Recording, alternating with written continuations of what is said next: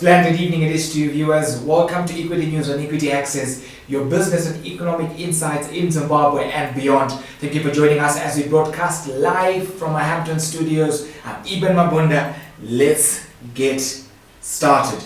President E.D. Mnangagwa today launched the strategic roadmap to the achievement of a US $12 billion mining industry by 2023. The event was attended by stakeholders across the mining industry as well as other players from supporting industries. Well, the president did indicate that it was imperative for Zimbabwe to be able to draw from its vast mineral resources and turn the economy around. Our EquityAxis team was on the ground. Let's have a look at the footage from that particular event. My government will continue to facilitate local mineral resources beneficiation and value addition, which are vital to the attainment of the 12 billion mining economy by 2023.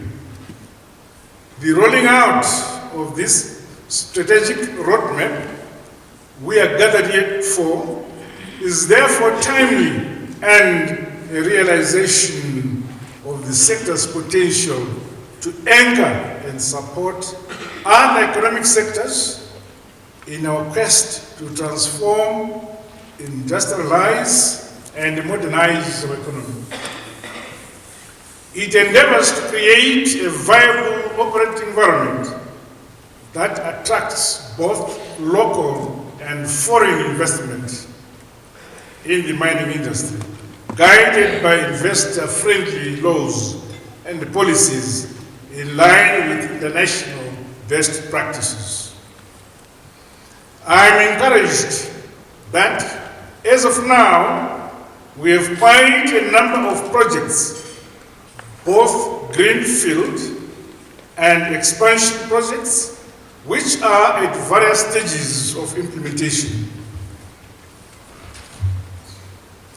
We are enthused and encouraged that investors are having more confidence to invest in the country in response to the various reforms we are implementing. Distinguished guests, ladies and gentlemen, for this plan to be effective, there is need for key enablers and utilities to be put in place. These recapitulate the operationalization of the mining cadastre information system, reliable supply of power, water and transport systems must all be in place. I am indeed delighted that the roadmap also highlights the contribution of the mining sector towards generation of energy. The minister assures that by 2023 we'll be exporting energy. Yeah,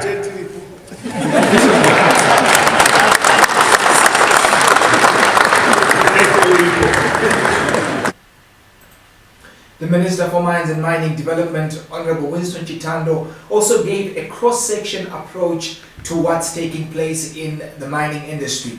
He did say that government was working on a plan to ensure that Zimbabwe exports power by 2024. He also added that due to the processes that are set to take place, Zimbabwe could be exporting fuel by 2030. He then also took the time to get into the teensy-weensy details with particular reference to what the $12 billion is made up of in terms of government's anticipation. Just a sneak peek at some of the figures that he did allude to. He said that gold is anticipated to produce $4 billion by 2024, which would constitute 34% of the figure. And he said the government was working towards a plan of producing 100 tons of gold in that regard. Platinum, it's $3 billion. Chrome, iron ore, $1 billion. Diamond, $1 billion. Let's just have a look at the footage as the minister gets into these specific details. Now, the issue is 12 billion industry. What is it made up of? And how is it achieved? It's going to be achieved.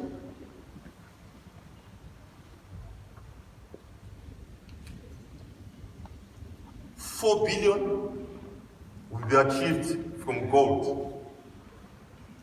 $3 billion will be achieved from platinum. Chrome, iron ore, and steel will contribute $1 billion. Diamonds will contribute $1 billion. Coal and hydrocarbons will contribute another billion. And lithium, 0.5 billion. Others, 1.5 billion. Now, suffice to say, when the 12 billion was put in place, there have been a number of developments to the extent that as I unpack this, you find that in some areas where we have set targets of 1 billion, we actually will achieve more than 1 billion. The fact of the matter, as indicated at the bottom, the Zimbabwe's open for business mantra addressed inflows of capital. Well, of course, that was the Minister of Mines, Honorable Winston Chitando, shedding light with regards to the specific figures in question. Beg your pardon for a misstated fact that we will be expected to produce 100,000 ounces of gold by 2024. Also making progress, Econet has announced that new tariffs are coming into force effective tomorrow, which is the 15th of October 2019. Meanwhile, Fidelity Life Assurance has issued a further cautionary statement indicating a capital restructuring exercise that will take place within the entity. On the table are issues to do with a rights offer that could affect the capital structure of that particular entity. Bridge border post upgrade and modernization is set to be currently underway and on course to hit the 2021 target. The contractor says upon completion, the border post will be fully digital. Now, this concludes our evening news bulletin. Up next is a look at the news in News Review. Don't go anywhere.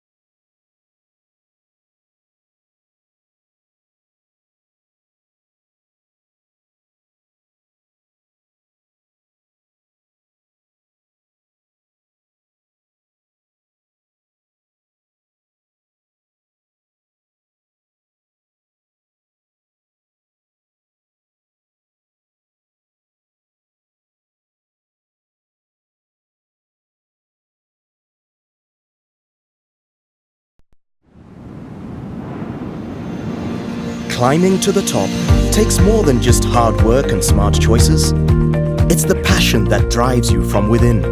the endurance to keep going through difficult times, and having a very clear vision of how to succeed. That's what we strive for at CBZ. We're a diversified and innovative listed financial services group in Zimbabwe with a complete range of activities including banking, short and long-term insurance, asset management, and property investments. CBZ has been a pinnacle for stability in the economic landscape of Zimbabwe, stemming from our deep-rooted values, our excellent customer service delivery, and our corporate vision to strive for excellence as a global competitor. Our continuous investment in research and development will cement our promise to provide customer convenience utilizing state-of-the-art technology. Relationships are at the core of what we do. We understand, however, that strong, long-lasting partnerships are not built overnight. With over 3 decades of wealth management, we have come to understand our clients and their specific investment requirements. Our unique mix of skills ensures that investment opportunities are examined from all perspectives. The balancing rocks of Zimbabwe have weathered the elements for thousands of years and stood the test of time, like majestic reminders of the fine balance of nature. They challenge our perception of what is possible and what endures. Just as CBZ has weathered the economic storms and remained steadfast throughout the turbulence of unsettled economies. Achieving the impossible through resilience and stability, we balance the elements of hard work, dedication, and experience, making us your ideal partner for success.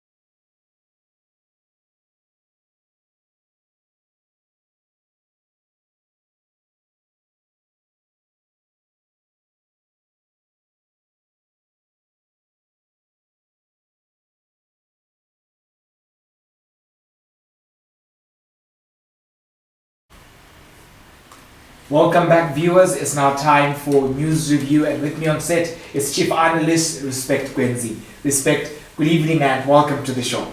It's always my pleasure. Thank you, Eben, for having me. Let's kick it.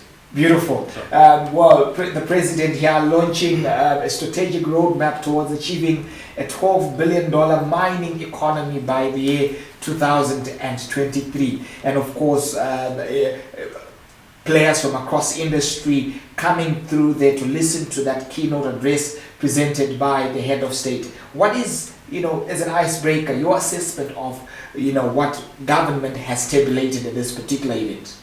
I think this is really a very ambitious plan that government wants to undertake. But I think at the bottom of it, I think it's, I would hasten to say the country is not in a very good position at the present moment. And that's not a good launchpad for any kind of growth that you may envisage. Already we are seeing quite some challenges in the gold sector. You realize that in the first half alone, demand, in fact, production actually came off by over 25%. But we have the potential. Our economy, about 15% of it is agriculture driven in terms of GDP, and that's a good starting point. We do have got a basket of minerals, over 30 of them that we're endowed with. And I think, when you're looking at mining, it really has got some significant potential. But I think what drives growth is investment. It's very key to look at the kind of investment that will drive or underpin the kind of growth that you envisage. So if you're looking at gold, for example, this is the biggest contributor to Zimbabwe's mining sector contribution in terms of GDP. So when you try to then look at what we currently have and what we target to have, we are sitting at about This year our target is 30 tons, but I think we'll do something below 24 tons. When you look at an ambitious plan of about 100 tons as a 2030, that's really a very strong. That's really a very strong projection within a 3-year period. But if you look at the kind of growth that we achieved between 2017 and 2018, we came from 24 tons to about 30 tons. That's really that was an enormous growth. But it was quite underpinned by certain macroeconomic factors. One being that there was smuggling of gold into Zimbabwe from other markets. Why? Because we were paying top dollar for it. Now that we are reverting back to normal production, we are also realizing that after dollarization, some are actually pushing out their flows to other stable currencies because of the current challenges. So I think what underpins any kind of growth, it's basically a stable macroeconomic environment anchored on pure investment. And this document was really short in terms of details on what amount of investment is coming through. But I think details around, if you look at gold specifically, the document quite highlights where they envisage the growth to come from. They envisage the growth to come from small-scale producers and artisanal miners. That's the bracket that they're really targeting on. But I think, let's talk about diamond and coal. Diamond anticipation is $1 billion, chrome $1 billion, coal $1 billion, then lithium $0.5 billion. Do you think we do have the capacity to produce this? Have we done the necessary preparatory work to ensure that? I think that's basically where we get to the bottom line. Trying to look at the kind of investment that's to small-scale miners driven growth. That's what they say. But who are these people and what are their methodologies and what do they apply to stimulate growth coming from the bigger players? But I think over the past years, Zimbabwe has realized a fair growth coming from that set of artisanal miners. But in terms of real contribution to the fiscus, it's quite low. Moving to diamond, I think diamond has been a problem child. We've got a lot of potential. We are assumed to have about a quarter of the world's total supply in terms of diamond. But then when you look at the levels of which you are producing it, I think we are way below some of our neighbors, including even Botswana, which has got lower reserves. And so I think we really need to refocus that particular sector. There's been talk of our Rosa coming, and there's been talk of Anjin coming back as well. These might ensure that, I'm sure a few days ago we also saw VAST trying to come up with a structure through the CDC and some local partners in terms of the empowerment side of the deal. But I think when you broadly look at what has happened over the years, there has been less in terms of investment into the diamond sector. The kind of players that we had enrolled and given contracts to mine our diamond, they haven't been sincere enough. They just focused on alluvial and not industrial diamond.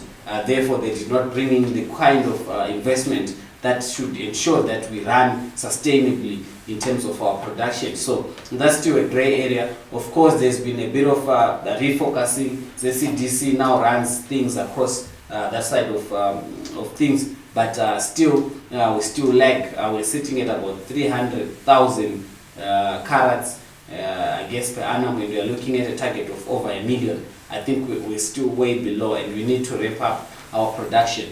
When you're looking at chrome, a lot of potential as well, but our biggest drawback in terms of coal is our route to market. Coal is normally transported via, it should be transported via the train, and since NRZ has not been properly servicing its routes, it means that the cost of doing or the cost of producing chrome has gone up. But over the past few years, chrome is slightly peaked in terms of volumes, but we haven't realized our actual potential within that mineral. Okay. Also being spelled out from the particular event, the minister, they're coming in to say, look, we have the potential to be producing, he mentioned an interesting figure, 2,000 megawatts of power per year. And then he broke it down to say, okay, this company will produce so much, 700 megawatts, that company will produce that much. But how realistic is that projection, given the fact that we are actually having to import a lot of our power at the moment? I think Kariba was a game changer in terms of how, in terms of Zimbabwe's electricity generation. When Kariba was actually expanded over the past year, the capacity went up significantly, and of course we were not able to obviously cover our whole demand gap, because our demand really is 1.6, it's 1,600 against a supply then including Kariba at maximum or at full capacity of about 1,200. So there was still a gap even though Kariba was included. But now you find that there are a lot of independent power producers who are coming on board, and there's been a revamp of Hwange. But 1 to 6 still remain at fault. I mean, they always break down. There's need for reinvestment in Hwange. So you cannot count Hwange as a reliable source of energy going forward. So we find that on one end a hydro facility which is dependent on the availability of water, but we have seen how erratic rainfall has been lately, and high occurrence of drought and El Nino drought, and this has really caused some low dam levels at that facility. And for Hwange, it's not a modern day facility. That's a 1960, 1950 facility that you find there, and it has been breaking down now and again. And these are the two main sources of energy for Zimbabwe. So an anticipation of 2,000 megawatts in terms of production by 2023, it may not necessarily be far-fetched, but I think there's still more that needs to be done to ensure that the current capacity that we have is properly harnessed, is properly nurtured. There's need to fix and obviously revamp, especially Hwange, in order for it to be a sustainable contributor to the net output of Zimbabwe. I mean, before that,